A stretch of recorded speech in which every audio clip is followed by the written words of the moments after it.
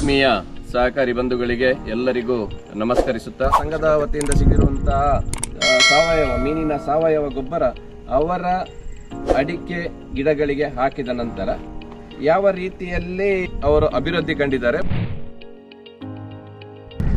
ಕೃಷಿಕರು ಮತ್ತು ಕಂಪನಿಯ ಕಡೆಯಿಂದ ಇಬ್ಬರನ್ನು ಕೂಡ ಒಟ್ಟಿಗೆ ಇವತ್ತು ನೇರವಾಗಿ ನಾವು ಏನು ಪ್ರಶ್ನೆಯನ್ನು ಕೇಳ್ತಾ ಇದ್ದೇವೆ ಅಂತ ಹೇಳಿದ್ರೆ, ಉಳಿದ ಕೃಷಿಕರಿಗೆ ಕೂಡ ಇವತ್ತು ಯಾವುದೇ ರೀತಿಯಂತಹ ಸಂಕೋಚನೆ ಬರಬಾರದು. ಯಾಕಂತ ಹೇಳಿದ್ರೆ ರಿಸಲ್ಟ್ ಯಾವ ರೀತಿಯಲ್ಲಿ ಸಿಕ್ಕಿದೆ ಮತ್ತು ಅವರು ಯಾವ ರೀತಿಯಲ್ಲಿ ನಮಗೆ ಸಹಕಾರಿ ಸಂಘಕ್ಕೆ ಗೊಬ್ಬರವನ್ನು ಸಾವಯವ ಗೊಬ್ಬರವನ್ನು ಕೂಡ ಯಾವ ರೀತಿಯಲ್ಲಿ ನಮಗೆ ಸಪ್ಲೈ ಕೊಡ್ತಾ ಇದ್ದಾರೆ. ನಮ್ದು ವಿಶ್ರುತ ಕುಂದಾಪುರದ DAP ಕಂಟೆಂಟ್ ಆಮೇಲೆ NPK ಪೊಟ್ಯಾಶ್ 3 ತರದ ಗೊಬ್ಬರ ಇದೆ. ಅಂದ್ರೆ ಎಲ್ಲ ಕೃಷಿಕರಿಗೆ ನೀವು ಹೇಳುವುದು ಅಂತ ಹೇಳಿದ್ರೆ ಈ ಗೊಬ್ಬರ ಹಾಕಿದ್ರೆ ಒಳ್ಳೆಯ ರಿಸಲ್ಟ್ ಉಂಟು. ಅದರಿಂದ ನಿಮ್ಮ ಮಡಂತ್ಯನ ನಮ್ಮ ಕೃಷಿ ಪತ್ತಿನ ಸಹಕಾರಿ ಸಂಘದಿಂದ ಸಿಗುವಂತ ಈ ಗೊಬ್ಬರವನ್ನು ಎಲ್ಲ ಕೃಷಿಕರಿಗೆ ನೀವು ಉಪಯೋಗ ಮಾಡಿ ಅಂತ ಸಂದೇಶವನ್ನು ಕೊಡ್ತಾ ಇದ್ದೀರಿ.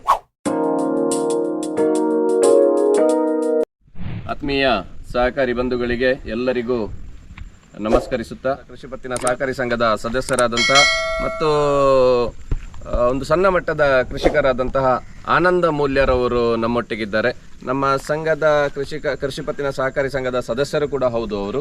ಸೊ ಇವತ್ತು ಅವರ ಬಳಿ ನಾವು ಬಂದ ಉದ್ದೇಶ ಏನಂತ ಹೇಳಿದರೆ, ನಮ್ಮ ಸಂಘದ ವತಿಯಿಂದ ಸಿಗಿರುವಂತಹ ಸಾವಯವ ಮೀನಿನ ಸಾವಯವ ಗೊಬ್ಬರ ಅವರ ಅಡಿಕೆ ಗಿಡಗಳಿಗೆ ಹಾಕಿದ ನಂತರ ಯಾವ ರೀತಿಯಲ್ಲಿ ಅವರು ಅಭಿವೃದ್ಧಿ ಕಂಡಿದ್ದಾರೆ ಮತ್ತು ಅವರು ಹಾಕುವುದಕ್ಕಿಂತ ಮುಂಚೆ ಯಾವ ರೀತಿಯಲ್ಲಿ ಈ ಗಿಡಗಳಿಗೆ ರೋಗ ಇತ್ತು, ಎಲೆಚುಕ್ಕಿ ಎಂಬಂತಹ ರೋಗ ಹರಡಿತ್ತು ಮತ್ತು ಯಾವ ರೀತಿಯಲ್ಲಿ ಅವರಿಗೆ ಒಂದು ಸಂಕೋಚದ ಭಾವನೆ ಇತ್ತು.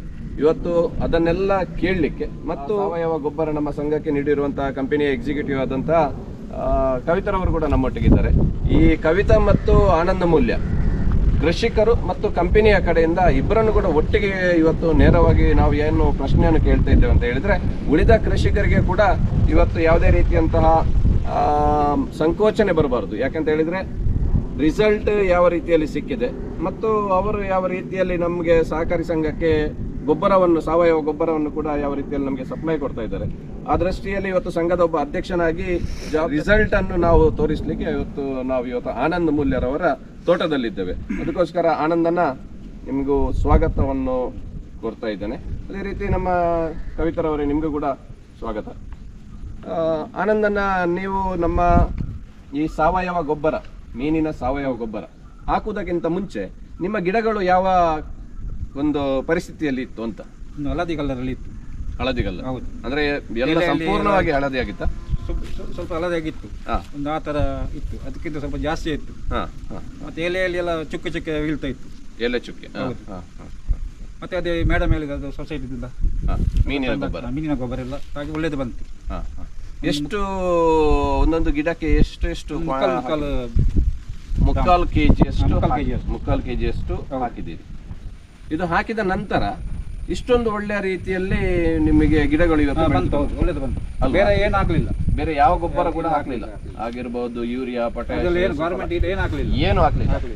ಬರೀ ಈ ಮೀನಿನ ಸಾವಯವ ಗೊಬ್ಬರವನ್ನು ಹಾಕಿಯೇ ಇಷ್ಟು ಒಂದು ಅದ್ಭುತವಾದ ರೀತಿಯಲ್ಲಿ ಗಿಡಗಳು ಬೆಳೆದು ಬಂದಿದೆ. ಬರೋ ತಿಂಗಳಲ್ಲಿ ಪುನಃ ಹಾಕ್ಬೇಕು. ಅಂದ್ರೆ ಈ ಸತಿ ಜಾಸ್ತಿ ಮಳೆ ಇದ್ದರಿಂದ ಇವಾಗ ಹಾಕ್ಲಿಲ್ಲ. ಈ ಸಾವಯವ ಗೊಬ್ಬರ ಈ ಗಿಡಗಳಿಗೆ ಹಾಕಿದೆ ಯಾವಾಗ? ಜನವರಿ ಅಂದ್ರೆ ಜನವರಿ ಅಂತ ಹೇಳಿದ್ರೆ ಇವಾಗ February, March, April, May, June, July 6 ತಿಂಗಳಾಯ್ತು. ಸೊ 6 ತಿಂಗಳಲ್ಲಿ ನಿಮಗೆ ಅದ್ಭುತವಾಗಿರುವಂತಹ ಒಂದು ರಿಸಲ್ಟ್ ಬಂದಿದೆ. ಎಷ್ಟು ಗಿಡಗಳಿಗೆ ಹಾಕಿದ್ದೀರಿ ನೀವು? 210 ಇರುತ್ತೆ. 210 ಗಿಡಗಳಿಗೂ ಹಾಕಿದ್ದಾರೆ. 210 ಗಿಡಗಳು ಕೂಡ ಇದೇ ರೀತಿಯಲ್ಲಿ ಬಂದಿದೆ. ಅಂದ್ರೆ ಕಾಣ್ತಾ ಉಂಟು ನಮ್ಗೆ ಎಲ್ಲಾ ಕಡೆ ಒಳ್ಳೆ ಹಸಿರು ಬಂದಿದೆ, ಒಳ್ಳೆ ರಿಸಲ್ಟ್ ಬಂದಿದೆ. ಎಷ್ಟು ಸಮಯದ ಗಿಡ ಇದು? ಯಾವಾಗ ನಟ್ಟದ್ದು ನೀವು? ಗಿಡಕ್ಕೆ 2 ವರ್ಷ ಆಯ್ತು. ನೆಟ್ಟು 1 ವರ್ಷ ಕೂಡ ಆಗ್ಲಿಲ್ಲ. ನಾವು ಬೀಜ ಇರ್ತೇವಲ್ಲ, ಹೌದು, ಅದು 2 ವರ್ಷ ಆಯ್ತು. ಅಂದ್ರೆ ನೀವು ನೆಟ್ಟು ಎಷ್ಟು ವರ್ಷ ಆಯ್ತು? 1 ವರ್ಷ ಆಗ್ಲಿಲ್ಲ. ಅಕ್ಟೋಬರ್ ಅಲ್ಲಿ ನೀವು ಇದನ್ನು ನೆಟ್ಟದ್ದು? ಅಕ್ಟೋಬರ್ ಅಡಿಕೆ ತಂದು ತೊಟ್ಟೆಯಲ್ಲಿದ್ದದ್ದು ನೀವು ಇದರಲ್ಲಿ ಹಾಕಿ ಭೂಮಿಯಲ್ಲಿ ಹಾಕಿ 1 ವರ್ಷ ಈಗನೇ ಇತ್ತು, ತೊಟ್ಟೆಯಲ್ಲಿ ಇತ್ತು. ಅಕ್ಟೋಬರ್ ಅಂತ ಹೇಳಿದ್ರೆ ಇನ್ನು ಒಂದು 3 ತಿಂಗಳು ಉಂಟು. ನಾನು ಲಾಸ್ಟ್ ಟೈಮ್ ಜನವರಿಯಲ್ಲಿ ನಮ್ಮ ಮಡಂತಿಯವರು ಪ್ರಾಥಮಿಕ ಕೃಷಿ ಪತ್ತಿನ ಸಹಕಾರಿ ಸಂಘಕ್ಕೆ ಬರುವಾಗ ಇವರು ಅಲ್ಲಿದ್ರು. ಅವಾಗ ನಮ್ಮ ಜೋಕಿಂ ಡಿ ಸೋಜ ಸರ್ ಇದು ಸಿಒ ಅವರು ಹೇಳಿದ್ರು ಇವರಿಗೆ ಸ್ವಲ್ಪ ಮಾಹಿತಿ ಕೊಡಿ ಗೊಬ್ಬರದ ಬಗ್ಗೆ ಎಲ್ಲ ಅಂತ. ಒಂದು 4-5 ಫಾರ್ಮರ್ಸ್ ಇದ್ರಲ್ಲಿ ಅವರಿಗೆಲ್ಲ ಜೊತೆಗೆ ನಾನು ಮಾಹಿತಿ ಕೊಟ್ಟೆ ಇದ್ರ ಬಗ್ಗೆ ಎಲ್ಲ. ನಮ್ದು ವಿಶ್ರುತ ಆಗ್ರೋ ಇಂಡಸ್ಟ್ರಿ ಕುಂದಾಪುರದ ಭೂಸಿರಿ ಫ್ರೋಮ್ DAP ಕಂಟೆಂಟ್, ಆಮೇಲೆ NPK, ಪೊಟ್ಯಾಶ್ 3 ಥರದ ಗೊಬ್ಬರ ಇದೆ. ಅದ್ರ 3 ಕೂಡ ಮಿಕ್ಸ್ ಮಾಡಿ ಹಾಕ್ಬೇಕಂತ. ಹಾಗೆ ಮತ್ತೆ ಇವ್ರು ಹೇಳಿದ್ರು ಒಂದು ನೆಕ್ಸ್ಟ್ 1-2 ದಿವಸದಲ್ಲೇ ತಂದು ಹಾಕಿದ್ದಾರೆ. ಮತ್ತೆ ಲಾಸ್ಟ್ ಟೈಮ್ ನಾನು ಬೇರೆ ಮನೆಗೆ ಈ ಕಡೆ ಬರುವಾಗ ಇವರು ಇಲ್ಲಿಗೂ ಬಂದೆ, ನನ್ಗೆ ಗೊತ್ತಿರಲಿಲ್ಲ ಇವರೇ ಕಸ್ಟಮರ್ ಅಂತ. ಬರುವಾಗ ಅವ್ರು ಹೇಳಿದ್ರು ಮೇಡಮ್ ನೀವು ಅವತ್ತು ಸೊಸೈಟಿಯಲ್ಲಿ ಹೇಳಿದ್ರಲ್ಲ ಅವತ್ತೇ ನಾನು ತಂದು ಹಾಕಿದ್ದೀನಿ ಅಂತ ಹೇಳಿದ್ರು. ನೋಡುವಾಗ ಒಳ್ಳೇದಿತ್ತು, ಗಿಡ ಎಲ್ಲ ತುಂಬ ಚಂದ ಬಂದಿತ್ತು, ಅದಕ್ಕೆ ನಾನು ಅದು ಹೇಳಿದ್ದು ಸೊಸೈಟಿಯಲ್ಲಿ ರಿಸಲ್ಟ್ ಅಂತ. ಆನಂದ ಮುಲ್ಯರವರೇ, ನೀವು ಇವಾಗ ನಿಮ್ಮ ಕಣ್ಣಾರೆ ಇವಾಗ ನೋಡಿದ್ದೀರಿ ಈ ಒಂದು ಸಾವಯವ ಗೊಬ್ಬರ ಹಾಕಿದ ಮೇಲೆ ಯಾವ ರೀತಿ ಈ ಗಿಡಗಳಿಗೆ ಯಾವ ರೀತಿಯಲ್ಲಿ ರಿಸಲ್ಟ್ ಕೊಡ್ತದಂತ. ನೀವೊಬ್ಬ ನಮ್ಮ ಮಡಂತ್ಯಾರು ಕೃಷಿ ಪತ್ತಿನ ಸಹಕಾರಿ ಸಂಘದ ಸದಸ್ಯರಾಗಿ ನಮ್ಮ ಈ ಭಾಗದಲ್ಲಿರುವಂತಹ ಕೃಷಿಕರಿಗೆ ಈ ಒಂದು ಸಾವಯವ ಗೊಬ್ಬರದ ಬಗ್ಗೆ ಏನ್ ಹೇಳಲಿಕ್ಕೆ ಇಷ್ಟಪಡ್ತೀರಿ? ನಾನು ಒಳ್ಳೆದು ಇಷ್ಟಪಡ್ತೇನೆ, ಎಲ್ಲರಿಗೆ ಹೇಳಿದ್ದೇನೆ ಹಾಕಿ ಅಂತ ಹೇಳಿ. ಒಳ್ಳೆ ರಿಸಲ್ಟ್ ಉಂಟು. ಅಂದ್ರೆ ಎಲ್ಲಾ ಕೃಷಿಕರಿಗೆ ನೀವು ಹೇಳುವುದು ಅಂತ ಹೇಳಿದ್ರೆ ಈ ಗೊಬ್ಬರ ಹಾಕಿದ್ರೆ ಒಳ್ಳೆಯ ರಿಸಲ್ಟ್ ಉಂಟು.